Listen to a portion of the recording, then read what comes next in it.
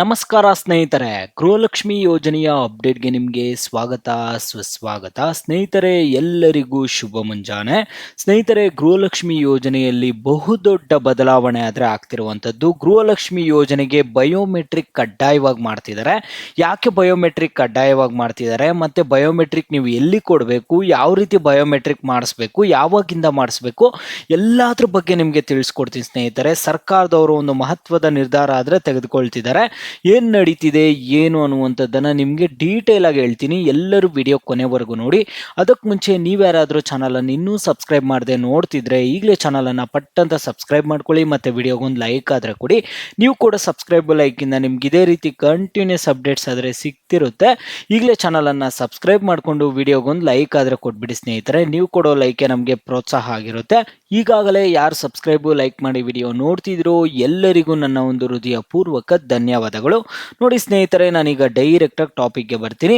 ಸ್ನೇಹಿತರೆ, ರಾಜ್ಯ ಸರ್ಕಾರದ 5 ಗ್ಯಾರಂಟಿ ಯೋಜನೆಗಳಲ್ಲಿ ಒಂದಾದ ಗೃಹಲಕ್ಷ್ಮಿ ಯೋಜನೆಯಲ್ಲಿ ಮಹತ್ವದ ಬದಲಾವಣೆ ತರಲು ಸರ್ಕಾರ ಮುಂದಾಗಿರುವಂಥದ್ದು. ಯೋಜನೆಯ ಹಣದ ದುರ್ಬಳಕೆ ತಡೆಗಟ್ಟುವ ಉದ್ದೇಶದಿಂದ ಫಲಾನುಭವಿಗಳಿಗೆ ಬಯೋಮೆಟ್ರಿಕ್ ವ್ಯವಸ್ಥೆ ಜಾರಿಗೊಳಿಸಲು ಇಲ್ಲಿ ಸರ್ಕಾರ ಆದರೆ ನಿರ್ಧರಿಸಿರುವಂಥದ್ದು. ಸ್ನೇಹಿತರೆ, ಮಹಿಳಾ ಮತ್ತು ಮಕ್ಕಳ ಕಲ್ಯಾಣ ಇಲಾಖೆ ಈ ಕುರಿತು ಅಗತ್ಯ ಸಿದ್ಧತೆಗಳನ್ನು ಪೂರ್ಣಗೊಳಿಸಿದ್ದು ಶೀಘ್ರದಲ್ಲೇ ಬಯೋಮೆಟ್ರಿಕ್ ವ್ಯವಸ್ಥೆ ಜಾರಿಗೆ ಬರಲಿದೆ ಎಂದು ಅವರು ಮಾಹಿತಿ ಆದರೆ ಕೊಡ್ತಿದ್ದಾರೆ. ಅನರ್ಹರಿಗೆ ಗೃಹಲಕ್ಷ್ಮಿ ಯೋಜನೆಯ ಹಣ ಪಾವತಿಯಾಗುತ್ತಿರುವುದು ಹಾಗೂ ಮೃತಪಟ್ಟವರ ಖಾತೆಗಳಿಗೆ ಸಹ ಹಣ ಜಮೆಯಾಗುತ್ತಿರುವ ಬಗ್ಗೆ ಆರೋಪಗಳು ಕೇಳಿ ಬಂದ ಹಿನ್ನೆಲೆಯಲ್ಲಿ ಸರ್ಕಾರ ಈ ಕ್ರಮ ಆದರೆ ಕೈಗೊಳ್ತಿದೆ. ಇದುವರೆಗೆ ಸುಮಾರು 2 ಲಕ್ಷ ಮಂದಿ ಮೃತಪಟ್ಟಿದ್ದರೂ ಅವರ ಹೆಸರಿನಲ್ಲಿ ಯೋಜನೆಯ ಫಲಾನುಭವಿಗಳ ಪಟ್ಟಿಯಲ್ಲಿ ಹೆಸರು ಮುಂದುವರಿದಿದೆ ಎಂದು ಮಹಿಳಾ ಮತ್ತು ಮಕ್ಕಳ ಕಲ್ಯಾಣ ಇಲಾಖೆ ಮಾಹಿತಿ ಕೊಟ್ಟಿದೆ. ಸ್ನೇಹಿತರೆ, ಇದುವರೆಗೂ ಒಂದು 2 ಲಕ್ಷ ಮಂದಿ ಮೃತಪಟ್ಟಿದ್ದಾರೆ.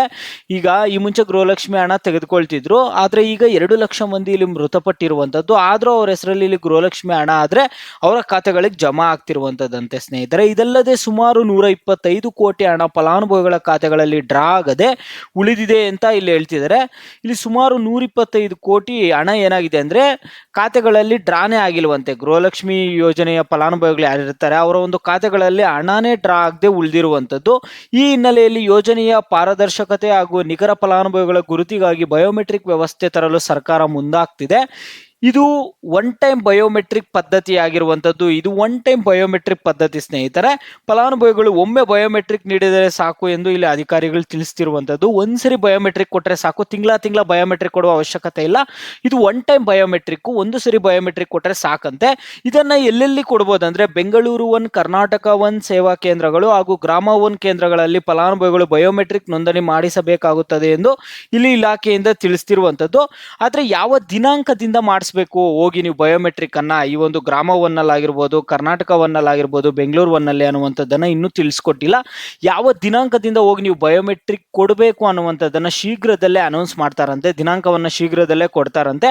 ಆಗ ನಮ್ಮ ಚಾನಲ್ ಸೈಡ್ ಇಂದ ನಾವು ವಿಡಿಯೋ ಮಾಡಿ ನಿಮಗೆ ತಿಳಿಸ್ಕೊಡ್ತೀವಿ ಸ್ನೇಹಿತರೆ. ಆಗೋಗಿ ನೀವು ಬಯೋಮೆಟ್ರಿಕ್ ಆದ್ರೆ ಕೊಟ್ಟು ಬನ್ನಿ, ಓಕೆನಾ ಸ್ನೇಹಿತರೆ. ಈಗ ಗೃಹಲಕ್ಷ್ಮಿ 31ನೇ ಕಂತಿನ ಹಣ ಕೂಡ ಶೀಘ್ರದಲ್ಲೇ ನಿಮ್ಮ ಖಾತೆಗಳಿಗೆ ಜಮಾ ಮಾಡ್ತಾರಂತೆ. ಸಚಿವೆಯಾದ ಲಕ್ಷ್ಮಿ ಹೆಬ್ಬಾಳ್ಕರ್ ಅವರು ಆಲ್ರೆಡಿ ಹೇಳಿದ್ದಾರೆ, ಹಣವನ್ನ ನಾವು ಆಲ್ರೆಡಿ ಬಿಡುಗಡೆ ಮಾಡಿದೀವಿ, ಇನ್ನು DBT ಮುಖಾಂತರ ಪುಷ್ ಮಾಡಿಬಿಟ್ಟು 31ನೇ ಕಂತಿನ ಹಣ ಫಲಾನುಭವಿಗಳಿಗೆ ಖಾತೆಗಳಿಗೆ ಜಮಾ ಮಾಡೋದಷ್ಟೇ ಬಾಕಿ ಇದೆ ಅಂತ ಹೇಳಿದ್ದಾರೆ. ಈಗ ನೀವೆಲ್ಲರೂ ಖುಷಿಯಾಗಿದ್ದೀರಾ ಅನ್ಕೊಳ್ತೀನಿ. ಯಾಕಂದ್ರೆ 30ನೇ ಕಂತಿನ ಹಣ ನಿಮಗೆ ಕಳೆದ ಒಂದು 4-5 ದಿನದಿಂದ ಹಣ ಬಂದು ಜಮಾ ಆಗ್ತಿದೆ. ಈ ವಿಡಿಯೋ ಈಗ ಯಾರ್ಯಾರು ನೋಡ್ತಿದ್ರು ನಿಮ್ಮೆಲ್ಲರಿಗೂ ಗೃಹಲಕ್ಷ್ಮಿ ಹಣ ಬಂದಿದೆಯಾ ಬಂದಿಲ್ವಾ ಅನ್ನುವಂಥದ್ದನ್ನ ಪ್ರತಿಯೊಬ್ಬರು ವಿಡಿಯೋಗೆ ಲೈಕ್ ಮಾಡ್ಬಿಟ್ಟು ಕಾಮೆಂಟ್ ಮುಖಾಂತರ ತಿಳಿಸಿ.